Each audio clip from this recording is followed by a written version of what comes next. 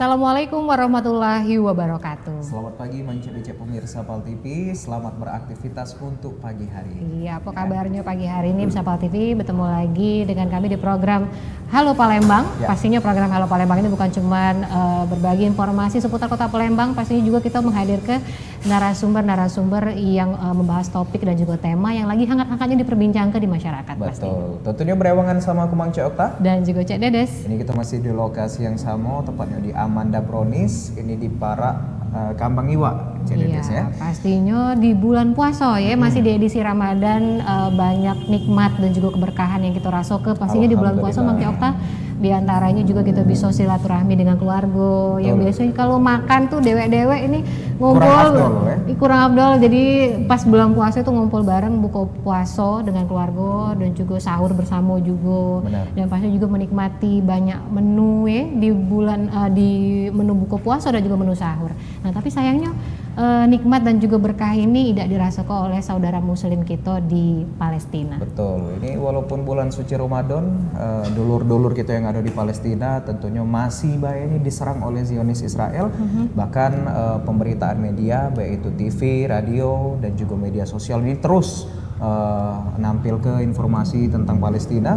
Bahkan baru-baru kemarin itu sempat ada anak bayi yang Mang Cek Okta lihat di salah satu media sosial namanya Maryam juga kena serangan dari Israel. Bukan bayi remaja, pemuda, wong tua yang terus berjihad ini terus dapat serangan dari Zionis Israel. Benar, jadi memang kalau kita jingok ini kepedihan yang dirasakan oleh rakyat Palestina seakan ndak kati ujungnya, ndak kati habis-habisnya.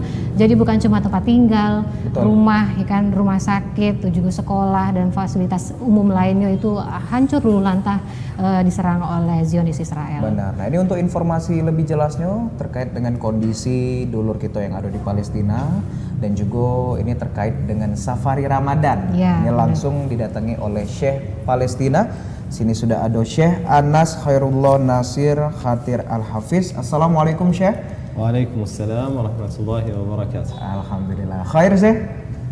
Alhamdulillah. Ahlan wa sahlan fi Palembang Darussalam. Luar biasa ya, Mang Cek Okta nggak bisa kita beri tempat sekarang ya.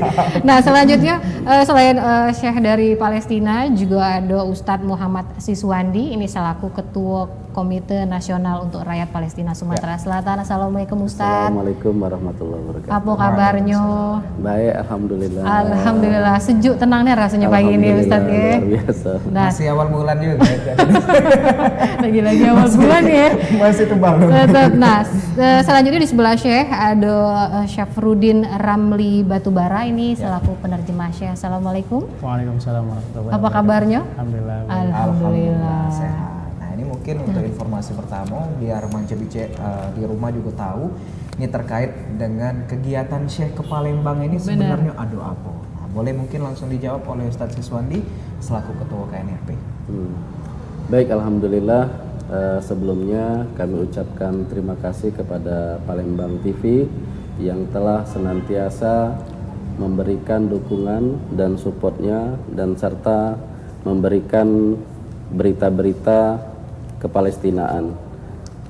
Kegiatan saya Palestina di Sumatera Selatan alhamdulillah dalam rangkaian kegiatan Safari Ramadan. Maka di bulan Ramadan ini kami dari KNRP mengangkat tema double berkah bersama ulama Palestina.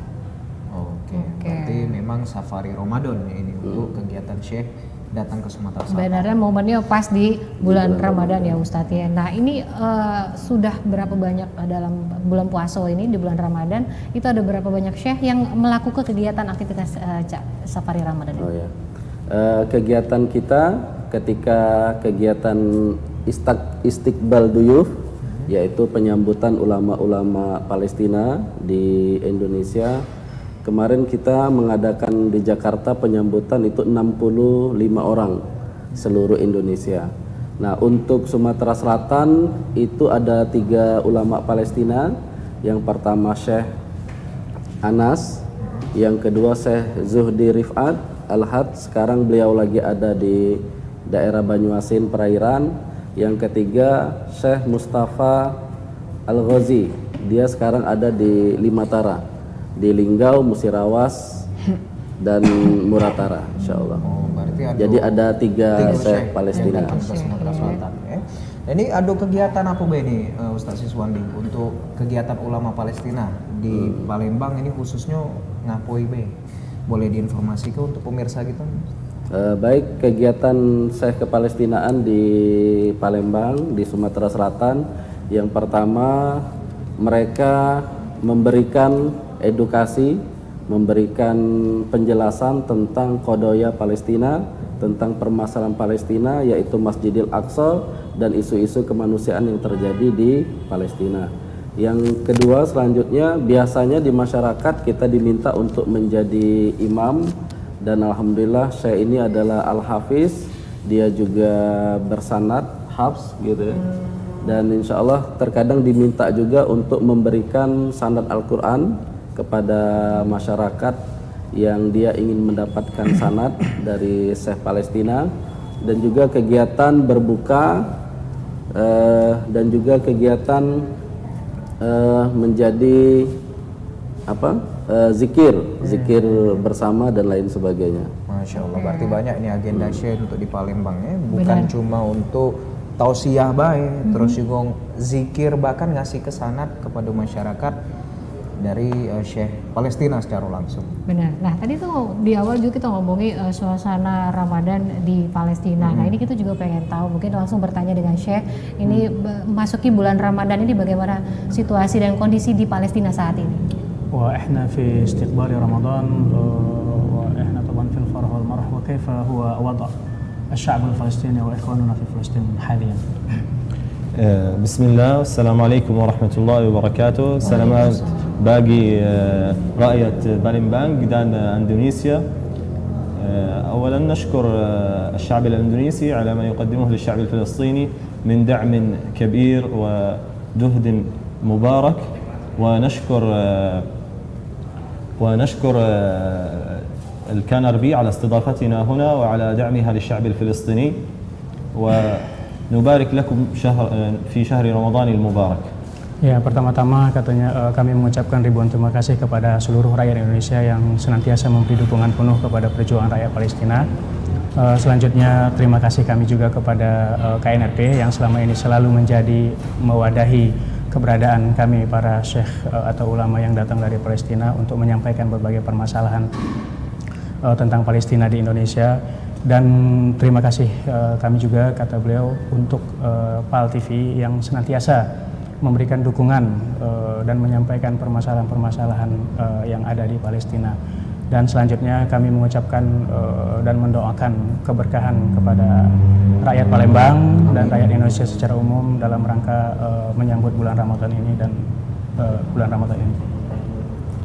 وربما سمعتم في الإعلام كيف استقبل الشعب الفلسطيني شهر رمضان بالقصف والاعتداء الصهيوني عليه على مدينة غزة في فلسطين، وكان هناك العديد من الشهداء والكثير من الجرحى، وأنتم رأيتم هذا الإجرام الصهيوني بحق شعبنا في فلسطين. Terkait seperti apa kondisi rakyat Palestina, ya mungkin kita semua sudah mendengarkan seperti apa kemarin ketika kita menghadapi bulan Ramadan. Yang kita dapatkan bukanlah kegembiraan seperti yang didapatkan oleh rakyat Indonesia, tetapi kiriman-kiriman roket dari Israel ke jalur Gaza, dan itu sudah memakan banyak korban dan luka yang sampai saat ini berjatuhan. ومعاناة الشعب الفلسطيني مستمرة في كل وقت، فنحن نعاني من الاحتلال كما أنتم عانيتم من الاحتلال الهولندي، ونقاومه في كل وقت، فتجد في كل بيت في فلسطين هناك جريح أو شهيد أو أسير. Jadi kalau dulu kita bangsa Indonesia juga pernah merasakan seperti apa dijajah oleh Belanda, maka apa yang dirasakan oleh rakyat Palestina lebih sadis dari itu, kata beliau. Jadi sekarang ini setiap rumah di Palestina itu pastilah di sana ada korban perang, ada tawanan atau ada yang meninggal di Palestina itu. ولا ننسى ما يفعله الكيان الغاصب في المسجد الأقصى، فهم يضيقون على المصلين ويمنع من أهل الضفة أن يأتوا إلى المسجد الأقصى، فقط أهل القدس، ويمنعونهم ويضيقون عليهم. والآن هناك اقتحامات من قبل اليهود للمسجد الأقصى وبالذات جماعة الهيكل بما يزعمونه ذكرى استقلال الكيان الغاصب في فلسطين. Nah, terkait seperti apa kondisi Masjidil Aqsa, seperti biasanya rutinlah sudah bahwa mereka senantiasa menghalangi kita untuk sholat di sana. Bahkan pada bulan Ramadan ini juga mereka menghalangi umat Islam yang ingin melakukan sholat di Masjidil Aqsa, dan mereka senantiasa mengusir orang-orang yang sana ingin sholat dan terus menerus melakukan kenistaan-kenistaan di Masjidil Aqsa. Ya Allah. Subhanallah. Nah ini untuk Kita susah ya dengarnya. betul. Mungkin pemirsa di rumah juga gerem ya Benar. dengan perlakuan Israel terhadap Palestina. Tapi kita tahan dulu, pembahasan kita bakal kita lanjut sesudah yang lewat sih Koy.